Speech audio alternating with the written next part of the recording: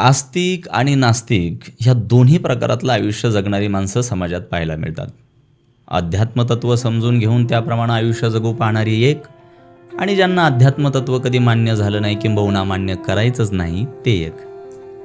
अनेकदा ही नास्तिकवादी चळवळीतली लोक आध्यात्मिक तत्वांनी परिपूर्ण जीवन जगणाऱ्यांशी उपरोधिकपणे बोलताना दिसतात. कधी कधी त्यांची कुचेष्टाही करतात. दोष त्यांचा नाही. जसं मोराच्या अंगावर असलेली मोरपिसं दिसताना डोळ्यांसारखी दिसतात, पण त्यांच्यामध्ये दृष्टी नसते, अगदी त्याप्रमाणे नास्तिकांनाही डोळे तर असतात पण दृष्टी नाही. संदर्भ देतो ज्ञानेश्वरीचा. ऐलीची थडी न पवता पळे जो मागवता, तया द्वीपीची वार्ता काय होय. श्री ग्रंथराज ज्ञानेश्वरी अध्याय 13 ओवी क्रमांक 844.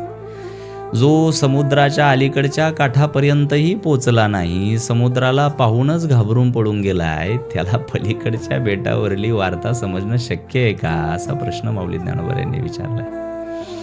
अध्यात्मतत्व समजण्यासाठी डोळे नाही, दृष्टी पाहिजे.